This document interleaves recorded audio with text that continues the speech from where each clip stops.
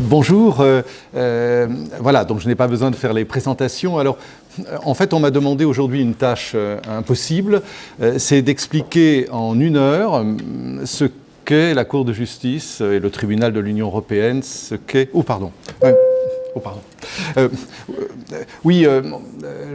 C'est une tâche impossible, en fait, d'expliquer en 1 heure ce qu'est la Cour de justice, mais je vais essayer évidemment de le faire. Vous savez, il y a un écrivain, philosophe, politologue et historien français qui s'appelait Raymond Aron, qui est mort il y a une 30aine d'années, et qui avait l'habitude de dire qu'on pouvait expliquer le marxisme en 2 minutes, en 2 jours, en 2 mois ou en 20 ans. Alors, la Cour de justice, c'est sans doute pareil. Alors, ce ne sera pas en 2 minutes, mais ce sera donc en 1 heure, et j'essaierai bien sûr d'être le plus clair possible. Alors, parler de la Cour de justice de l'Union européenne pose un petit problème linguistique avec l'espagnol pour la raison suivante, c'est que nous l'appelons donc la Cour de justice de l'Union européenne, mais en Espagne vous l'appelez le Tribunal de Justicia de la Unión Europea, et la difficulté c'est que comme il y a 2 juridictions, la Cour de justice et le Tribunal de l'Union européenne, et bien donc il y a, que vous appelez le Tribunal Général, il y a donc cette petite confusion. En français, ce que nous appelons la Cour de justice, c'est ce que vous appelez le Tribunal de Justicia de la Unión Europea. Voilà, donc il y a cette petite précision à apporter au début. En fait, en 1957, il n'y avait qu'une juridiction, la Cour de justice. En 1988, on en a créé une 2e, donc le Tribunal de l'Union européenne, ou Tribunal Général en espagnol. Et on en a même créé une 3e en 2004, mais qui n'a duré que quelques années, qui était le tribunal de la fonction publique de l'Union européenne. Mais on l'a supprimé en 2014, je crois, ou 2016. Et donc cette fonction, tout le contentieux de la fonction publique de l'Union européenne a été restitué au tribunal général. Donc nous avons donc 2 juridictions dont on va parler, évidemment, pour expliquer la répartition des compétences. L'autre petite difficulté qu'il y a, mais qui n'est pas simplement une petite difficulté franco-espagnole, c'est le fait que quand on parle de la Cour de justice, vous pouvez parler de 2 choses différentes. Soit vous voulez parler de l'institution de la Cour de justice, qui comprend 2 juridictions, soit vous voulez parler de l'une des 2 juridictions qui porte le même nom que l'institution, qui est la juridiction supérieure. Voilà, c'est la difficulté. Quand on vous parle de la Cour de justice de l'Union européenne, on peut parler d'une institution, la Cour de justice avec 2 juridictions, soit on vous parle de la juridiction supérieure de l'institution qui porte malheureusement le même nom, ce qui est une source de confusion, mais qui n'est pas très très grave. Donc retenez que d'abord, quand on parle de l'institution, la Cour de justice, eh bien, vous savez, il y a 7 institutions dans l'Union européenne. Vous avez la Commission européenne, le Conseil, le Parlement, le Conseil européen, vous avez la Cour des comptes. Et à côté de ces institutions, vous avez des organes qui ne sont pas formellement des institutions, comme vous avez comme par le Comité économique et social ou ce genre d'organes. Mais retenez qu'il y a 7 institutions, j'oubliais la Banque centrale européenne, vous avez donc 7 institutions et la Cour de justice est une des 7 institutions de l'Union européenne. Mais je dirais que la question la plus importante, c'est de dire pourquoi avoir créé une Cour de justice de l'Union européenne, en fait, dès 1952, dans le premier traité, le traité de la Communauté européenne du charbon et de l'acier. Vous savez que c'est en 1957 qu'a été créée la Communauté économique européenne. Désormais, on ne parle plus que de l'Union européenne. Eh bien, en fait, il y avait 3 choix théoriques en 1952 et surtout en 1957. On pouvait imaginer 3 possibilités. Je dis théoriques parce qu'en réalité, 2 ne pouvait qu'être écarté, en fait, et c'est pour ça qu'on a choisi la 3e. Alors, vous aviez une première possibilité qui était de ne pas créer de cour internationale et de laisser les juges nationaux interpréter les traités et éventuellement apprécier la validité des règlements, des directives, des décisions adoptées par les institutions de l'Union européenne. Vous voyez tout de suite le problème. Vous voyez tout de suite le problème, c'est que si on ne créait pas de cour internationale pour interpréter les traités, eh bien, on risquait d'avoir peut-être pas autant d'interprétations que de juges que d'États membres de l'Union européenne, mais on risquait de grandes divergences de jurisprudence, évidemment, parce qu'un juge espagnol pouvait décider que tel règlement était invalide, et au contraire, le juge allemand considérait que le règlement était valide. Donc, c'était une solution en réalité qui était écartée tout de suite. Mais retenez que dans la plupart des traités internationaux que signent la France, l'Espagne, etc., il n'y a pas de cour internationale. Ce sont les juges espagnols, les juges français qui interprètent la plupart des traités internationaux que signent et que ratifient l'Espagne, la France, l'Allemagne, etc. Mais là, évidemment, c'est différent puisqu'on crée une organisation internationale avec des institutions qui allaient édicter des textes, des règlements, des directives, des décisions qui seraient obligatoire d'application contraignante dans les différents États membres. Donc, première solution, en réalité, je la cite pour mémoire, mais elle a été tout de suite écartée. Vous aviez sinon une deuxième solution, je dirais la solution exactement contraire. Ça aurait été une solution qui aurait consisté à créer une juridiction internationale, supranationale, et de lui confier absolument tous les litiges concernant le droit de l'Union européenne. C'est-à-dire que dès qu'il y avait un recours quelque part, à Grenade par exemple, même si évidemment c'était à partir de 1986, mais de considérer qu'à partir du moment où un requérant invoquer le droit de l'Union européenne, parce qu'il considérait par exemple que tel décret espagnol était contraire à un règlement de l'Union européenne ou aux traités les traités de l'Union européenne, eh bien, tout de suite, cette affaire, les juges espagnols auraient été dépossédés et cette affaire aurait tout de suite été portée à Luxembourg. On voit bien l'impossibilité pratique, probablement aussi l'impossibilité politique d'un tel choix.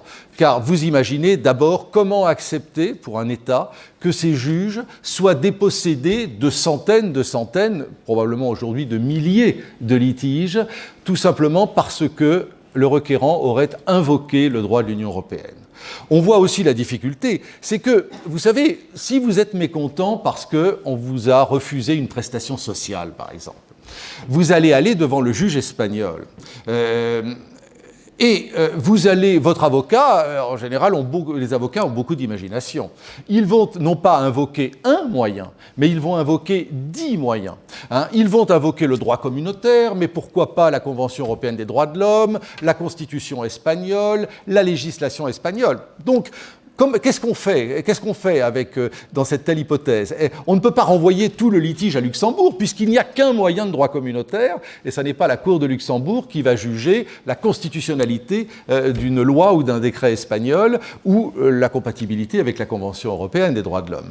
Donc, on le voit bien, c'était absolument impensable d'imaginer que tous les litiges qui impliquaient une question de droit de l'Union européenne soient portés à Luxembourg.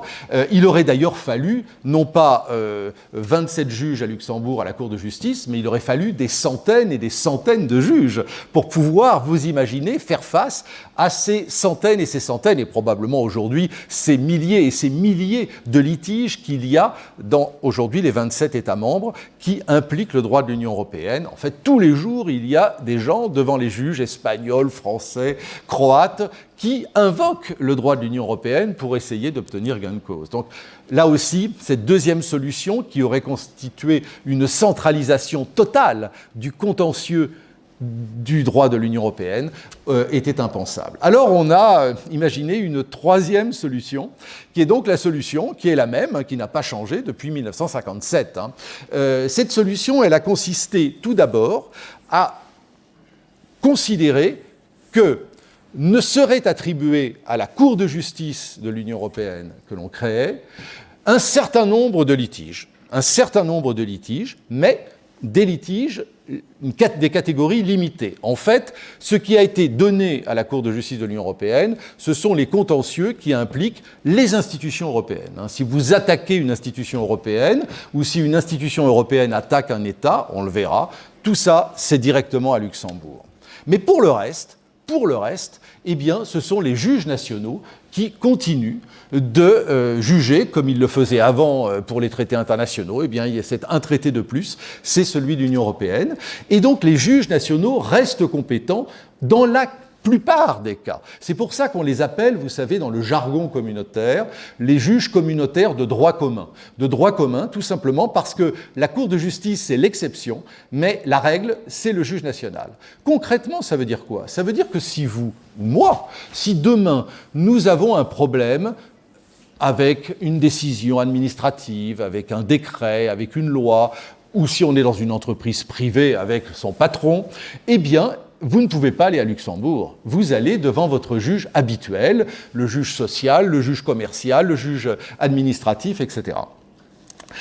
Alors, simplement, restait le problème d'une interprétation uniforme, et c'est pour ça que l'on a inventé, on en parlera tout à l'heure, la procédure préjudicielle, c'est-à-dire que les juges nationaux qui se retrouvent avec donc ce nouveau traité à appliquer avec ses centaines et ses milliers de règlements, de directives, eh bien, il peut avoir des doutes sur l'interprétation de tous ces actes, il peut avoir aussi des doutes sur la validité de ces actes, eh bien, il va pouvoir interroger la Cour de justice, on verra dans quelles conditions. Mais donc, on a imaginé un système qui est en fait un système très décentralisé. Bien sûr, il y a une certaine centralisation autour de la Cour de justice, mais il y a une très grande décentralisation aussi auprès des juges nationaux. C'est pour ça que, encore une fois, on appelle, dans le jargon, parce que ça n'est pas dans les traités, vous ne le trouverez jamais écrit, mais on parle de juge communautaire de droit commun, c'est en fait le juge national, c'est à lui c'est sur les épaules du juge national que va reposer l'essentiel, en fait, du contentieux du droit, de l'Union européenne, en réalité. Hein. Voilà, donc on a choisi cette solution. Alors, quelques mots, puisqu'on n'a pas beaucoup de temps, quelques mots sur la composition de la Cour de justice, et là je parle de la juridiction, puisqu'il y a deux juridictions, donc ce que vous appelez le Tribunal de Justicia de la Unión Europea. Il y a un juge par État membre, aujourd'hui ça fait donc 27, puisque le juge anglais vient de partir, hein, vous savez, le 31 janvier, donc il ne reste plus que 27 juges, on retombe exactement au nombre de juges qu'il y avait avant l'adhésion de la Croatie en 2013. Et à côté de ces 27 juges, vous avez 11 avocats généraux. Avocat général, c'est une création, enfin, comment dirais-je, c'est une institution très française. En fait, en 1952, l'inspiration est venue de ce que l'on appelait au Conseil d'État français le commissaire du gouvernement, qui était en fait, pas du tout un représentant du gouvernement, mais qui était un membre du Conseil d'État et qui fait des conclusions sur chaque affaire et qui propose aux juges une solution que les juges ne sont pas obligés de suivre. Eh bien, à la Cour de justice, vous avez la même chose, vous avez 11 avocats généraux. En fait, les 5 grands États ont un avocat général permanent, donc notamment la France et l'Espagne, et les 6 qui restent tournent tous les 6 ans entre les 22 États qui restent, qui ont donc un avocat général pendant 6 ans, et ensuite ils laissent la place à un autre. En revanche, l'Espagne a toujours un avocat général, la France a toujours un avocat général.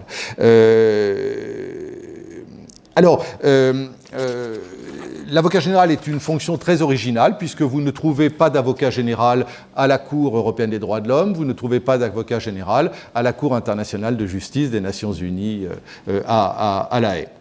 Donc, en fait, initialement, dans toutes les affaires, vous aviez des conclusions de l'avocat général qui font entre 15 et 40 pages et qui expliquaient les différentes possibilités, et voilà. Et donc, les juges, après, délibèrent et décident. Ils ne sont pas obligés de suivre les avocats généraux. Souvent, la question est posée, dans quelle proportion est-ce que les juges suivent les conclusions des avocats généraux? C'est difficile, parfois ils ne suivent qu'en partie, etc. Mais je dirais qu'au moins dans les 2/3 des cas, les conclusions sont suivies par les juges. Hein. Au moins dans les 2/3, peut-être même les 3/4. Voilà. Alors, à côté de la Cour de justice, la juridiction suprême, vous avez une deuxième juridiction créée en 1988 qui s'appelle donc le Tribunal de l'Union européenne que les Espagnols appellent le Tribunal Général.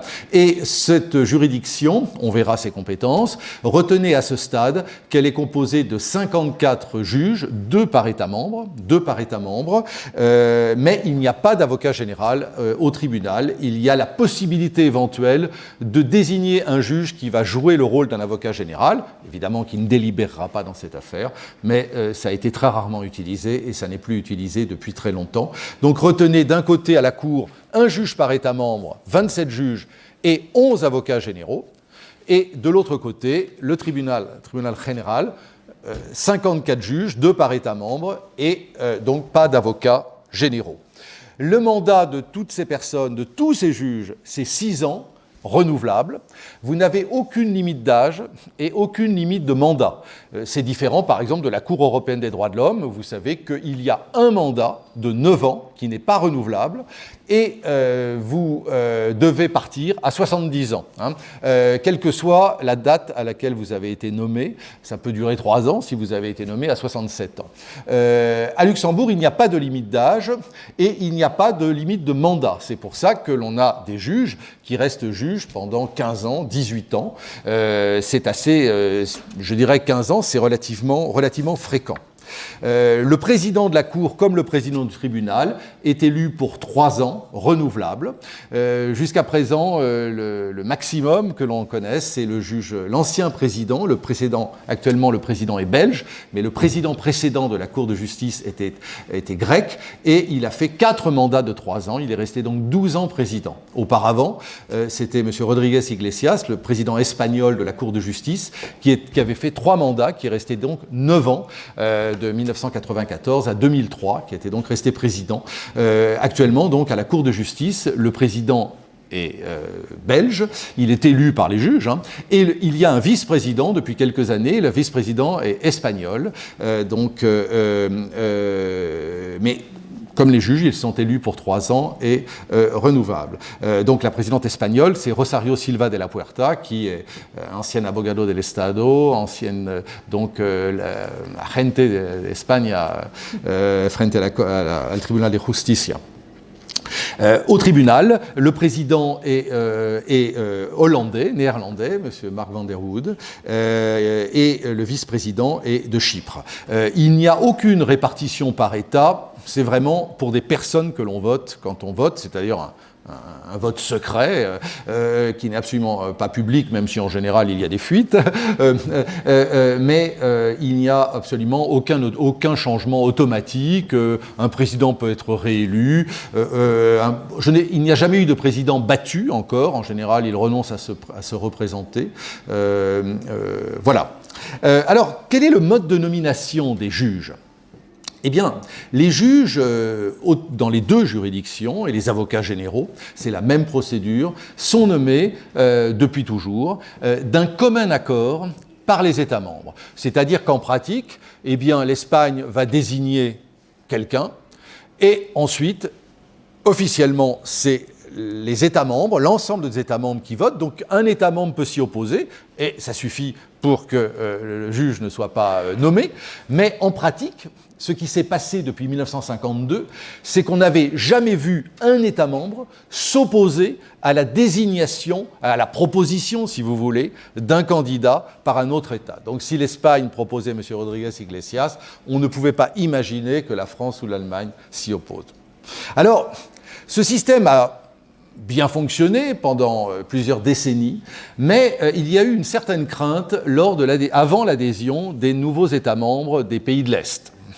Il y a eu une certaine crainte sur les nominations qui pouvaient avoir lieu, et c'est pour cela qu'on a imaginé un comité que l'on appelle de l'article 255, tout simplement parce qu'il est prévu par l'article 255 du traité sur le fonctionnement de l'Union européenne. Et ce comité, eh bien, il est composé de 7 personnalités indépendantes, d'anciens juges à la Cour de justice ou de membres des cours constitutionnelles nationales. Et c'est un comité qui donne un avis positif ou négatif sur les candidats proposés par les États. Donc, le système n'a pas changé dans le sens où il y a bien une proposition d'un État, une seule proposition, ce n'est pas une sélection, non, une proposition, un nom est donné. Le comité donne un avis qui n'est pas public, et ensuite les États membres, quand ils se réunissent pour décider de la nomination des juges, peuvent tout à fait ne pas suivre l'avis du comité qui n'est pas un avis conforme, c'est un avis qui est suivi ou pas. En pratique, les avis sont toujours suivis. Il y a une sorte de pression psychologique qui fait qu'il est très difficile, et de toute façon, comme il faut un commun accord des États membres, il y a au moins quelques États qui veulent suivre l'avis du comité, et en général d'ailleurs une majorité d'États. Donc on a pu avoir parfois une résistance, un État qui voulait absolument que son candidat, même avec un avis négatif du comité, soit nommé, mais il n'a jamais été nommé en réalité. Donc là vous avez un filtrage, vous avez un dossier qui est composé par le candidat, il y a une audition en français et en anglais qui est faite ensuite, et donc c'est en fait un exercice, pas du tout un exercice, vous voyez, qui serait purement protocolaire, pas du tout. Et vous savez, depuis donc maintenant une dizaine d'années, on sait qu'il y a eu plus de 10 candidats recalés, et donc qui n'ont jamais été nommés. Et je ne trahirai pas un secret, puisque la presse française en a parlé, pour la première fois, récemment, l'avocat général français est mort en fonction à la fin de l'année dernière, M. Yves Bott. Donc la France a proposé une candidate, un magistrat judiciaire, et cette candidate a fait l'objet d'un avis négatif du comité, considérant qu'elle n'avait pas une expérience suffisante du droit de l'Union européenne. Et donc, eh bien, la France a renoncé et va proposer un autre candidat. Je crois que la proposition vient d'être faite, mais l'autre candidat va devoir passer devant le comité. Donc vous voyez, au début, c'était surtout les candidats des pays de l'Est, mais on a vu italiens, par exemple, surtout au tribunal. Ça a été beaucoup plus rare à la Cour de justice, et je crois bien que le cas français est peut-être le premier ou un des premiers, ce qui n'est pas très glorieux. Mais bon, voilà, ça arrive à tout le monde. En tout cas, ça montre que ce comité est tout à fait efficace. Et voilà, il n'y a pas les petits États et les grands États, pas du tout. Voilà. Alors, maintenant, quelques mots sur les formations de jugement. C'est-à-dire à la Cour de justice et au tribunal, combien de juges jugent? Vous imaginez bien que ce n'est pas la totalité des juges qui va s'occuper de la plupart des affaires. Alors, il faut savoir que jusqu'en 1974, donc à l'époque, il y avait 9 juges, eh bien, il y avait, toutes les affaires étaient jugées en formation plénière, c'est-à-dire les 9 juges présents. Mais à partir de 1974, compte tenu évidemment de l'augmentation du nombre de juges avec les adhésions nouvelles, mais aussi l'augmentation du nombre d'affaires, eh bien il se passe ce qui s'est passé dans toutes les juridictions de la planète, on a créé des chambres. Donc vous avez des chambres à 3 juges, à 5 juges, vous avez la grande chambre à 17 juges, et vous avez l'assemblée plénière qui fait tous les juges, 27 juges. En pratique, l'essentiel des affaires, l'immense majorité, va être jugée à la Cour de justice, on parlera du tribunal général après, mais à la Cour de justice, au tribunal de justicia, va être jugée par des chambres à 3 juges ou à 5 juges. Vous avez à peu près 50% des affaires qui sont jugées par le tribunal de justicia à 5 juges, et à peu près 30%, 40% même maintenant, qui sont jugées à 3 juges. Et il reste à peu près 10% qui sont jugés donc par ce qu'on appelle la grande chambre, qui est composée de 15 juges, 15 juges et pas 17. 17 c'est à Strasbourg, 15 juges. Donc vous voyez, l'essentiel des affaires est jugé par un nombre limité de juges. Donc il n'y a absolument pas à Luxembourg ce qui existe à la Cour européenne des droits de l'homme à Strasbourg ou à la Cour des Nations Unies de La Haye, vous n'avez pas le droit au juge national. C'est-à-dire que ce n'est pas parce que c'est une affaire espagnole qu'il y aura le juge espagnol. Dans la plupart des affaires espagnoles, il n'y a pas le juge espagnol, évidemment, parce qu'il n'est pas forcément dans la formation à 5 juges et à 3 juges. Donc, il n'y a pas cette tradition dans la juridiction internationale qui est le juge national, qui est présent pour expliquer à ses collègues, évidemment, c'est l'idée première, évidemment. Eh bien, ça n'a jamais existé à Luxembourg, et plus il y a de juges, évidemment, et moins il y a de chances, plus il y a eu d'États membres et plus de juges. Au début, il y avait 7 juges en 1952, maintenant il y en a 27. Vous n'avez dans la plupart des affaires françaises, il n'y a pas le juge français, dans la plupart des affaires allemandes, il n'y a pas le juge allemand. Voilà. Donc, alors, l'assemblée plénière, c'est-à-dire les 27 juges, ça c'est tout à fait exceptionnel. Tout à fait exceptionnel, même pas une affaire par an. Pour vous donner des exemples, si vous voulez, d'affaires qui ont été jugées par l'assemblée plénière, bien par exemple, vous savez, en 2014, l'avis que la Cour a rendu sur l'adhésion de l'Union européenne à la Convention européenne des droits de l'homme, la Cour a rendu un avis négatif, et là c'est un avis conforme. Les avis que rend la Cour de justice, ce sont des avis qui sont en réalité comme des décisions, et donc la Cour de justice a considéré que l'adhésion de l'Union européenne à la Convention européenne des droits de l'homme était contraire au traité de l'Union européenne. Bon, eh bien ça a été jugé dans l'Assemblée plénière. Alors, je plaidais pour la France à l'époque. C'est très impressionnant parce qu'évidemment, il y a 27 juges et un avocat général, mais les 27 juges sont là. Évidemment, c'est assez impressionnant quand vous les avez tous devant vous. C'est très rare, moins d'une fois par an. Donc retenez, la plupart des cas, c'est devant des chambres à 5 juges et 3 juges.